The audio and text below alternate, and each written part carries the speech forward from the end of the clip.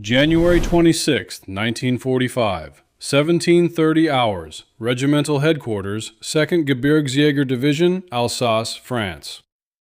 The duty officer opens the battalion war diary to make the entry for the day's action near Holtzwihr. He has been writing these entries for 4 years. In Norway in 1940, where the 2nd Mountain Division conducted operations across demanding terrain in conditions that destroyed standard equipment. In Finland in 1941, supporting Finnish forces against the Soviet advance. On the Eastern Front at Leningrad and in the Caucasus from 1941 through 1943. In France in 1944, transferred from the Eastern Front because Hitler required his best remaining infantry in the West. He has recorded battles that lasted weeks, counterattacks that recovered key terrain, defensive actions against superior forces that held by margins measured in hours. The record is detailed, professional, instructional. Its purpose to transmit tactical knowledge from the men who acquired it to the men who will need it. He writes one sentence. Attack on American positions near Holtzwihr repulsed with heavy casualties. Enemy resistance heavier than expected. The 2nd Gebirgsjäger Division, the 2nd Mountain Division, was among the finest infantry formations in the German order of battle. Its soldiers had been recruited from the Alpine regions of Germany and Austria for their aptitude for difficult terrain and cold weather operations. They had been transferred from Norway to Alsace specifically for the Colmar Pocket Offensive, Hitler's last attempt to hold a German bridgehead west of the Rhine. These were not green conscripts or broken veterans. These were the mountain troops who had never retreated voluntarily in 4 years of war. They had attacked with 250 men and 6 armored vehicles. They had been repulsed with an estimated 50 dead. The war diary says nothing about why. It says nothing about the American position being defended by 40 exhausted soldiers who had not slept in 3 days. It says nothing about the German tanks withdrawing without infantry support, which Auftragstaktik doctrine said should have been impossible without orders from above. It says nothing about the single American soldier who had been fighting from the top of a burning tank destroyer for 1 hour while calling artillery onto his own position. Military bureaucracies document what they can explain. They fall silent about what they cannot. This is the forensic account of what the 2nd Mountain Division's war diary could not explain. The first thing to understand about Audie Leon Murphy is that he had been preparing for Holtzwihr since he was 12 years old, though not in any way that could have been predicted or planned. He was born on June 20, 1925, the 6th of 12 children of a sharecropper family in Hunt County, Texas. When Murphy's father abandoned the family in 1937, the 12-year-old became the primary provider for his mother and siblings. He hunted. This is the biographical detail that most accounts present as color, the poverty, the hardship, the rural Texas backdrop. What it actually was, in the terms that would matter at Holtzwihr 8 years later, was a technical education. The family had .22 rifle and limited ammunition. Each cartridge cost money the family did not have. Each miss meant an empty stomach. Murphy's neighbor, Monroe Hackney, later recalled what the boy had told him. If I don't hit what I shoot at, my family doesn't eat tonight. Over 5 years of hunting under that constraint, Murphy developed a marksman skill that operated under real-world penalty for error, a cognitive and physical discipline that no Army range could replicate, because ranges had targets without consequences, and the Texas fields had consequences that were immediate and specific. His mother died in 1941, leaving 16-year-old Audie responsible for 9 younger siblings. He placed several of them in an orphanage and applied to every military branch that would take him. The Marines rejected him as too small. The Navy rejected him. The paratroopers rejected him. He was 5 feet 5 inches and weighed 110 pounds, and every examining officer saw a child rather than a soldier. His sister Corinne provided a falsified affidavit stating he was 18. The Army accepted him on June 30, 1942. The Army's physical standards in 1942 set the minimum acceptable weight at 105 pounds for his height. Murphy cleared the threshold by 5 pounds. Private David McCluskey, who trained alongside Murphy at Camp Walters, Texas, recalled, "We all thought he was a mascot, this kid who looked about 14 and weighed nothing." What McCluskey also recalled was Murphy's performance on the rifle range. When he was shooting, those eyes went cold. He never missed, not once. Company B, 15th Infantry Regiment, 3rd Infantry Division, landed in Sicily in July 1943. It was Murphy's first combat. He discovered, in Sicily, that he had an aptitude for the operational environment that his superiors could not attribute to his training or experience because he had too little of either. The ability to move through contested terrain without the paralysis that combat induces in men encountering it for the first time, to assess a tactical situation while under fire and make decisions faster than most soldiers could process the same information. These were not skills the Army had taught him in 7 months at Camp Walters. Near Palermo, when his platoon was pinned by a machine gun position, Murphy worked around the flank without orders, eliminated the crew with grenades, and turned the weapon on the retreating Germans.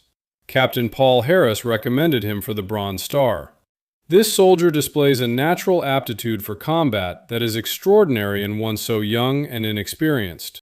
In the mountains east of Messina, during the final push to clear Sicily, Murphy's platoon made contact with a German rearguard at night. The action lasted 20 minutes. Murphy accounted for 2 enemy soldiers killed and directed the remainder of the patrol's fire with precision that the German unit withdrew rather than fighting at close range. His platoon sergeant filed a supplementary report noting that Murphy had accomplished in darkness, in contact, what most soldiers required daylight and deliberate positioning to do. The Italian campaign from September 1943 onward placed the 3rd Infantry Division in terrain that stripped away every advantage except the quality of individual soldiers. Mountains, ridgelines, the narrow valleys of central Italy, infantry country where ranges were short, visibility was limited, and the advantage went to whoever moved better and shot first.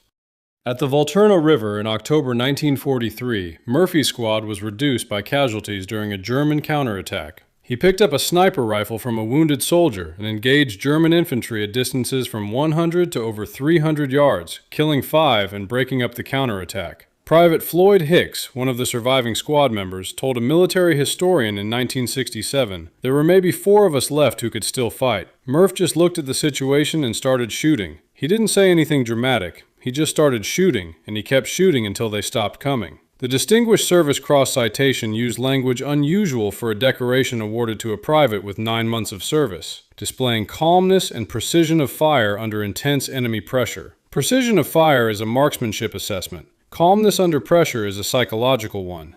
The reviewing officers were documenting a performance profile they had not previously associated with a soldier of Murphy's rank and experience.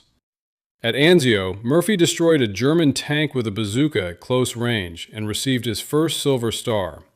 The beachhead where this happened was under constant German observation and artillery fire, confined to a perimeter where movement in daylight was dangerous, and the accumulated stress of sustained bombardment broke many soldiers over the months they held it. Murphy's Silver Star citation noted that he acted under circumstances where most soldiers in equivalent positions had taken cover. He had learned, in 11 months of Italian combat, to function in combat at a proficiency level his superiors recognized and documented. Staff Sergeant William Paulson described Murphy's method. Murph didn't fight angry. That's what was terrifying about him. He fought cold, calculated, like he was doing arithmetic. See a German? Eliminate the German. Move to the next German. During the drive through southern France following the August 1944 landing, Murphy's platoon lieutenant was killed in an ambush near Montelimar. Murphy took command and organized a defense with 18 men against a German company of more than 100, holding a critical crossroads for 2 hours. He received a battlefield commission to second lieutenant on October 14, 1944. He was 19 years old. By January 1945, most of Company B's original soldiers were dead or hospitalized. Murphy had been wounded twice. The pattern established in Texas had been applied across Sicily, Anzio, and France, each engagement refining the same foundational skill under progressively more extreme conditions. He would apply it one more time at a scale that required calling the guns down on his own position. January 26, 1945. Holtzwihr, Alsace, France. Company B, 15th Infantry, held positions along the edge of the Bois de Riedvier, the Riedvier Wood, looking across nearly a mile of open ground toward the German-held village of Holtzwihr. The company had entered the battle with 187 men. 5 days of fighting had reduced it to 40. Every officer except Murphy had been killed or evacuated. He had been fighting with a shrapnel wound in his leg for 2 days, telling no one about it because there was no one left to replace him. Private Anthony Abramsky described the position's condition. "We were finished. Most of us hadn't slept in 3 days. We'd been living on cold K rations when we could eat at all. Half the guys had frostbite. Our machine guns were freezing up. When dawn came and we saw our positions strung out along the edge of the woods with open fields in front of us, we knew we were sitting ducks." Murphy had 2 M10 tank destroyers, 75mm gunned vehicles with open-topped turrets and thin armor. His only other anti-armor asset was his field telephone connection to supporting 105mm howitzers several miles behind the line. The German attack was preceded by a 30-minute artillery barrage beginning at 1300 hours. The Germans had brought tree-burst ammunition, shells designed to detonate in the forest canopy and shower fragments downward into positions that ground detonations could not reach. They knew they were attacking into a wood line and had chosen their ammunition accordingly. At 1400 hours, the assault materialized. Private First Class Donald Ekuman was the first to see them clearly. 6 tanks in attack formation, and behind them, there must have been 250 infantry, all in white snow camouflage, moving across that field like ghosts. These were the 2nd Mountain Division's troops, elite infantry from the Alpine regions, transferred from Norway specifically for this offensive, veterans of 4 years of combat in some of the most demanding terrain in Europe. They had been told that American resistance in this sector was depleted and that the position would fall quickly. Murphy's first action was to call the artillery support. His second was to coordinate his 2 tank destroyers. At 600 yards, the M10s opened fire. The lead M10's crew, cold and exhausted after 3 days of combat, missed their shots. Return fire from the German tanks was immediate. An 88mm round struck the rear M10 directly, igniting its fuel and ammunition stores. The crew escaped and ran for the woods. The forward M10, attempting to maneuver for a better position, slid sideways into a frozen drainage ditch. Its tracks could find no purchase on the ice. The crew abandoned it and retreated. Both tank destroyers were gone in under 4 minutes. Company B had no anti-armor capability left. 250 German infantry were at 200 yards in closing. Murphy ordered his 40 remaining men to pull back to prepared positions in the woods. He did not go with them. What Murphy did next has been analyzed, reconstructed, and debated by military historians for 8 decades, and the analysis consistently produces the same conclusion. By every principle of military science that the attacking German commanders had spent 4 years applying, what happened next was not supposed to be possible. Murphy ran through the artillery fire to the burning M10 tank destroyer. The vehicle was fully engulfed at the rear where the 88mm shell had struck. Temperatures inside the hull exceeded 1,000 degrees Fahrenheit. The smoke visible from the German position was thick enough that the men in the woods lost sight of Murphy within seconds of watching him reach the vehicle. He climbed onto the tank destroyer and manned its .50 caliber M2 Browning heavy machine gun. The M2 Browning was designed by John Browning in 1918 and had been in continuous American service ever since. Its .50 BMG cartridge, 12.7mm, generated 13,000 foot-pounds of muzzle energy, sufficient to penetrate an inch of steel plate at 100 yards. Against infantry in the open at ranges between 100 and 500 yards, its effect was clinical. At 550 rounds per minute in sustained bursts from an experienced operator, it could suppress or eliminate a squad in seconds. Murphy had his field telephone. He was in contact with the artillery behind the line. The German infantry, closing in 2 companies' strength with tank support, were advancing against what Auftragstaktik tactic doctrine described as the requirement for combined arms. Infantry protecting the tanks from close assault, tanks providing direct fire support for the infantry advance. This was the doctrine that had worked in Poland in 1939, France in 1940, Russia from 1941, and North Africa. The infantry and the armor worked together, each protecting the other's vulnerability. Murphy's M2 targeted the infantry. For the next 60 minutes, from an elevated position on a vehicle that could have detonated catastrophically at any moment, Murphy fired at the German infantry formations with a precision that Sergeant Elmer Burley, observing from the woodline, described in his after-action statement. The German infantrymen got within 10 yards of Lieutenant Murphy, who killed them in the drawers, in the meadows, in the woods, wherever he saw them. The German tanks could not advance without infantry protection. Their doctrine was explicit on this point. In built-up or wooded terrain against an enemy with anti-tank capability, tanks without infantry support were extremely vulnerable to close assault. A .50 caliber machine gun at 200 yards was not an anti-tank weapon. It was not capable of penetrating Panzer IV armor, but it was absolutely capable of eliminating the infantry that the German tanks depended on, and Murphy knew, perhaps intuitively, perhaps from 3 years of watching combined arms operations fail when one element was removed, that removing the infantry would make the tanks stop. He called in artillery with corrections that brought 105mm shells to within 50 yards of his own position, supplementing the M2's direct fire with artillery fragmentation in the dead ground behind the German line. Technical Sergeant Morris Wold, observing through binoculars from the battalion command post, filed a statement afterward. Murphy's fire was incredibly effective. He wasn't just spraying bullets. Every burst was aimed. He was picking off German infantry like he was at a shooting gallery. The comparison to a shooting gallery was not meant to be taken literally. It described the quality of accuracy under conditions: extreme cold, weapon recoil, smoke-reducing visibility, incoming fire from multiple directions, that degrade most shooters severely. Murphy's accuracy degraded less than most because the foundational skill that produced it had been developed under conditions that also degraded performance. Hunger, exhaustion, cold Texas winters, the knowledge that missing had consequences. From the German commander's perspective, the tactical situation was producing results their training had not prepared them for. The 2nd Mountain Division's Gebirgsjäger were trained specifically for exactly the kind of adaptive operations this situation required: difficult terrain, communication disruptions, unexpected enemy capability. Their Auftragstaktik doctrine gave the company commanders authority to make decisions appropriate to their local situation without waiting for orders from above.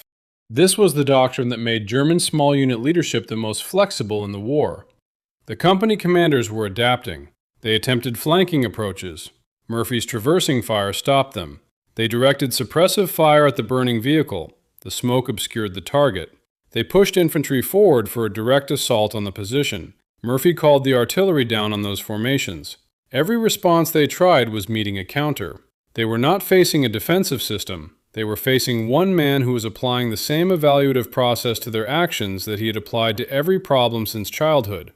Identify the immediate threat, eliminate it, identify the next one. The process was running faster than they could generate options. German infantry who survived the engagement and were captured in subsequent days gave accounts, recorded in the 3rd Division's intelligence reports, that focused consistently on a single detail. The fire from the burning vehicle did not slow down. There were no pauses that allowed a rush. There were no moments of disrupted concentration that created an opening. The fire was continuous, aimed, and accurate throughout the engagement in a way that they associated with machine gun emplacements, not with individual soldiers operating under fire. The German infantry continued trying to advance and continued dying. The tanks, watching their infantry protection disappear, slowed. The German company commanders, confronting a tactical situation their doctrine had not scripted, attempted to reorganize. At approximately 15:10 hours, with his ammunition nearly exhausted and German infantry at 10 yards, Murphy called for artillery on his own position. The forward observer, Lieutenant Walter Weisfinning, refused. Murphy was standing on top of the target. Murphy gave him a direct order. The shells landed within 50 yards. The explosions tore through the German infantry concentrated for the final rush. Murphy, on top of the vehicle, was hit by shrapnel, his 2nd wound of the day. He kept firing what remained of his ammunition. The 2nd Mountain Division's assault broke. The surviving German infantry, estimates range from 150 to 170 men, began pulling back toward Holtzwihr. The The 6 tanks, without infantry to protect them and with American artillery now directing accurate fire onto their positions, reversed and withdrew. The withdrawal happened without orders from the Corps commander. The battalion commanders in the field made the decision internally, which their Auftragstactik training authorized. When the tactical situation is changed sufficiently that the original mission is no longer achievable, use your judgment. The judgment of experienced mountain infantry officers who had fought in Norway and Finland and on the Eastern Front was that the mission was no longer achievable. Murphy climbed down from the M 10 minutes before it finally exploded. He walked back to the wood line where Abramsky and the surviving men of Company B were waiting. Abramsky's subsequent statement described what they saw. He was calm, scary calm. He asked if we had any casualties from the artillery, made sure everyone was okay, then sat down and lit a cigarette. His hands weren't even shaking. The German War Diary's notation about Holtzwihr is the document that matters most for understanding what happened there. Attack on American positions near Holtzwihr repulsed with heavy casualties. Enemy resistance heavier than expected. The 2nd Mountain Division's after-action reports from Norway, Finland, and the Eastern Front were detailed professional documents. They analyzed tactical decisions, assessed enemy capabilities, recommended doctrinal adjustments. The Holtzwihr engagement produced a war diary entry of 7 words. Enemy resistance heavier than expected, and very little else. The Bundesarchiv Militär Archive was searched by military historians for additional documentation. Battalion diaries, company logs, personal accounts from the soldiers who participated. Very little was found. The casualty level eliminated many potential witnesses. The rapid withdrawal, the Gebirgsjäger retreating without orders, which their Auftragstaktik both authorized and required when the tactical situation had fundamentally changed, eliminated the opportunity for systematic post-engagement documentation that normally follows a failed attack. German prisoners captured in the sector in the following days give accounts recorded in 3rd Division intelligence reports. They focus consistently on one detail: the fire from the burning vehicle did not slow down. There were no pauses that allowed a rush. The fire was continuous and aimed throughout, a profile they associated with a fixed emplacement, not an individual soldier operating under direct fire from 3 directions. The post-war German study, Verteidigung gegen überlegene Kräfte, Defense Against Superior Forces, published in 1965, included the battle in its case studies. The analysis identified German overconfidence, tactical inflexibility, and combined arms failure. The analysis is accurate about the failure. It does not address the American officer who produced it, because the American officer does not fit the analytical categories the study was designed to address. A single soldier holding a position against a combined arms assault for 1 hour is not a category that military doctrine maintains, because doctrine is built on events that happen often enough to be systematized. The official accounting of what Murphy did at Holtzwihr is preserved in his Medal of Honor citation, presented by General Alexander Patch on June 2, 1945. Military citations are typically understated documents. They describe actions in the passive voice, omit personal detail, and reduce extraordinary events to their operational consequences. Murphy's citation, which describes him as being alone and exposed to German fire from 3 sides, barely captures what the witnesses described. Murphy received 33 decorations in total. The complete list requires a sustained reading: Medal of Honor, Distinguished Service Cross, 2 Silver Stars, the Legion of Merit, the Bronze Star with Valor device, the French Légion d'honneur, the French Médaille Militaire, the French Croix de Guerre with Palm and Silver Star, the Belgian Croix de Guerre, 3 Purple Hearts. The Army calculated that Murphy's personal actions at Holtzwihr killed approximately 50 German soldiers, wounded an indeterminate number, and directly caused the withdrawal of the entire 2nd Mountain Division assault. The broader operational consequences ran through the following week. Holtzwihr village fell the next day, January 27th. Within a month, the entire Colmar pocket, the 850-square-mile German bridgehead that the attack at Holtzwihr was meant to hold, had been eliminated, removing 50,000 German troops from the war and clearing the western bank of the Rhine for the Allied advance. The man who produced these consequences was 19 years old and weighed 110 pounds and had been fighting with an unacknowledged shrapnel wound for 2 days. What happened to Murphy after the war is the other half of the forensic record, the half that the medal citations and the post-war military analyses do not address, and that Murphy himself spent the last decade of his life making the subject of public testimony. He came home to a ticker tape parade in San Antonio in June 1945, and a Life magazine cover story in July. James Cagney, who had read the Life profile, approached Murphy about playing himself in a film adaptation of his memoir. The Hollywood career that followed was not the comfortable resolution it appeared to be from outside.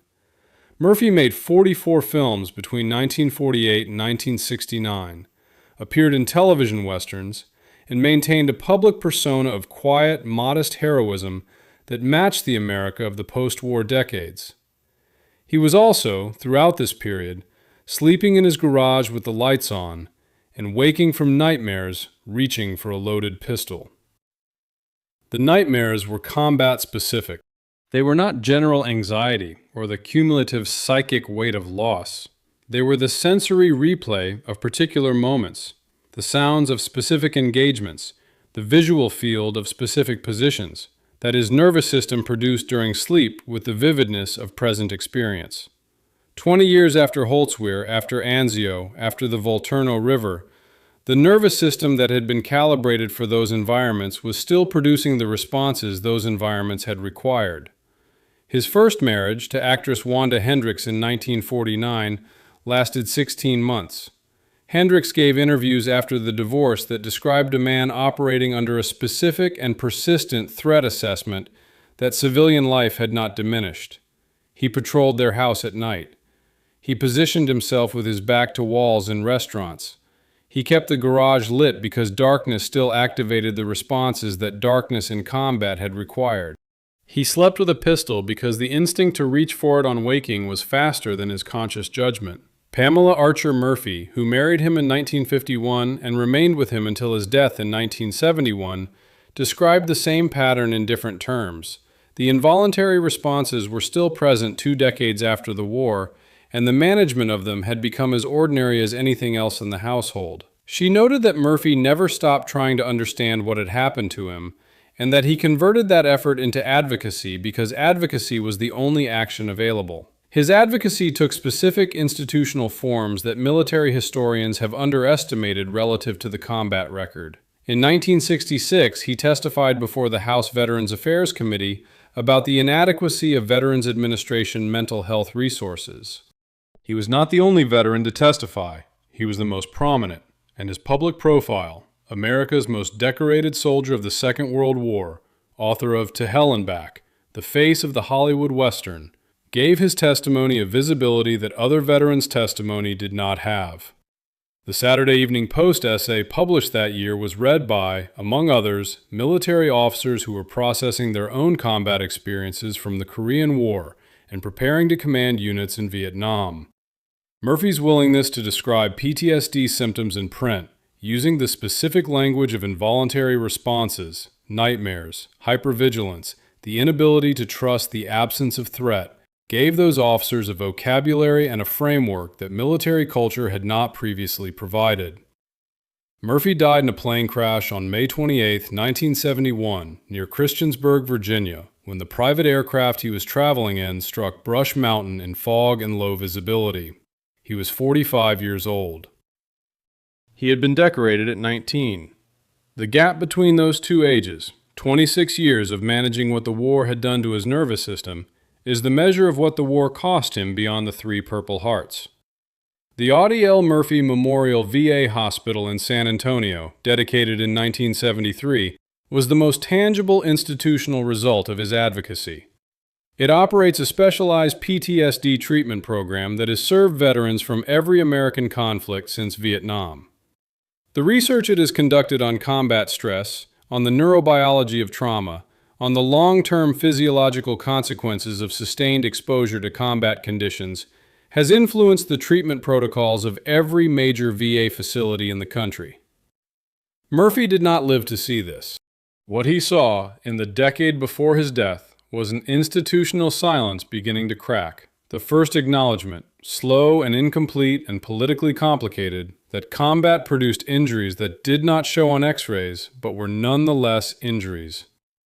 He had been insisting on this for years. By 1971, the insistence was beginning to produce results. The Audie Murphy Club, which the Army established to recognize exceptional non-commissioned officers, now exists in units across the service. Soldiers inducted into it are recognized for the qualities Murphy exemplified: dedication to mission and to the soldiers in their charge, willingness to act when others hesitate, acceptance of personal risk in defense of the unit. These are the qualities that the Holtzwihr engagement demonstrated. They are also, in every documented case, qualities that come with costs that are not listed in the citation. The U.S. Army Infantry School at Fort Benning uses the Holtzwihr engagement as a case study in defensive operations and in the integration of direct and indirect fire support at the platoon level. The tactical lessons are specific. Position your anti-armor assets with clear fields of fire. Pre-register artillery on all likely approach routes. Maintain communication with supporting fires through the entire engagement. Use available terrain and concealment to supplement the limitations of your force. Murphy applied all of these correctly at Holtzwihr. The case study does not attempt to replicate the human element that made Murphy's application of these principles effective under conditions where most soldiers would have been unable to apply them at all. That element does not reduce to a case study. It reduces to a childhood in Texas and a rule about missing that Murphy carried for the rest of his life. What the 3rd Infantry Division did in the 3 months after Holtzwihr is the operational context that the individual engagement requires. The Colmar Pocket collapsed on February 9, 1945, 14 days after Holtzwihr. The 3rd Division crossed the Rhine at Worms on March 26th, driving into the German interior as part of Patton's 3rd Army. By April, the division was in southern Germany, fighting through Bavaria. By May, it was near Salzburg, Austria, when the German surrender was announced on May 8th. The men of Company B, the 40 who had been in the Bois de Riedveer on January 26th, reduced from 187 by 5 days of fighting to a force that by every military calculation should have been overrun, were still fighting in April. The company had been rebuilt with replacements, as American companies were continuously rebuilt throughout the campaign. The men who had watched Murphy climb onto the burning M10 were scattered across the replacement system, recovered from wounds, transferred, killed in subsequent engagements. Some of them were at the VE Day celebrations in May, some were not. Murphy himself was at Salzburg for the German surrender. He had survived Sicily, Anzio, Italy, southern France, and the Colmar Pocket. He had been wounded 3 times. He had been decorated 11 times for valor in the field by the date of the German surrender, with the remaining decorations added afterward through the review process that the Army used to ensure comprehensive recognition of combat performance. He was 19 years old at Holtzwihr. He was 20 when the war ended. The forensic record of what Holtzwihr cost Murphy in the 26 years after the war is documented in the advocacy he conducted, and in the accounts of the people who knew him during that period. He came home to a country that knew him from the Life magazine cover, the slight, blond Texan who had destroyed a German battalion attack by himself. He was welcomed in a way that the country had not yet learned to complicate, as a hero, which he was, in a form that the word encompassed then more completely than it does now. What the country could not yet encompass was what being that hero had cost his nervous system. The nightmares were combat-specific.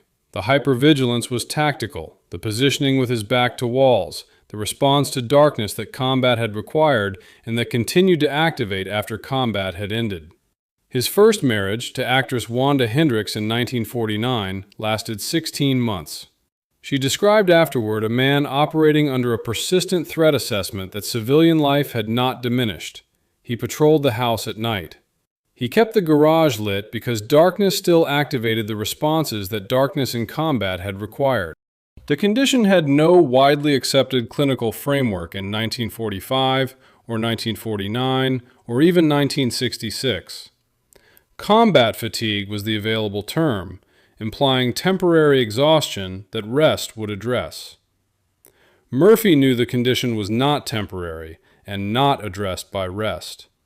He had been managing it for years and would manage it until his death. He died on May 28, 1971, when the private aircraft he was traveling in struck Brush Mountain near Christiansburg, Virginia, in fog and low visibility. He was 45 years old. He had been awarded the Medal of Honor at 19. The 26 years between those two dates were the measure of what the war cost him beyond the 3 Purple Hearts and the shrapnel wound in his leg that he had told no one about at Holtzwihr because there was no one left to replace him. Pamela Archer Murphy, who married him in 1951 and remained with him until his death, said afterward, "The war never ended for Audi, but he turned his pain into purpose." The purpose was public advocacy for veterans' mental health services conducted through the last decade of his life in Saturday Evening Post essays, congressional testimony, and the correspondence he maintained with veterans he met at appearances.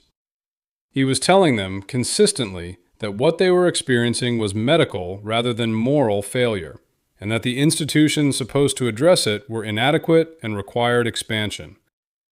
The Audie L. Murphy Memorial VA Hospital in San Antonio, dedicated in 1973 and specializing in PTSD treatment, is the most tangible result of that advocacy. The treatment protocols it developed have influenced VA facilities across the country. Murphy did not live to see it. The man who had fought without apparent fear at Holtzwihr had spent 26 years living in terror of the dark. This is not a paradox.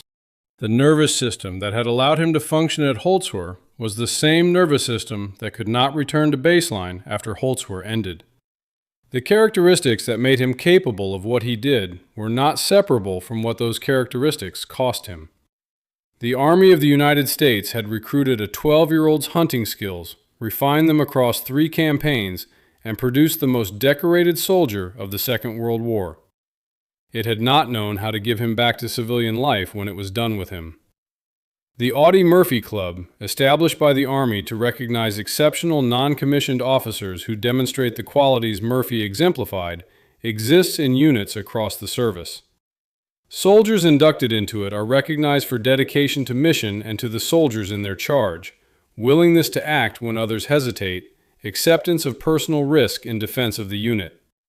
These are the qualities that Holtzwihr demonstrated. They come, in every documented case, with costs that the induction ceremony does not address. Murphy's total decorated record runs to 33 awards from 3 nations: Medal of Honor, Distinguished Service Cross, 2 Silver Stars, the Legion of Merit, the Bronze Star with Valor Device, the French Légion d'Honneur, the French Médaille Militaire, the French Croix de Guerre with Palm and Silver Star, the Belgian Croix de Guerre, 3 Purple Hearts. The Medal of Honor citation signed by General Patch on June 2, 1945, states that, "For 1 hour, the Germans tried every available weapon to eliminate 2nd Lieutenant Murphy." Every available weapon. The full resources of a combined arms battalion, 6 tanks, 250 infantry, all their organic direct and indirect fire, against 1 man on a burning vehicle.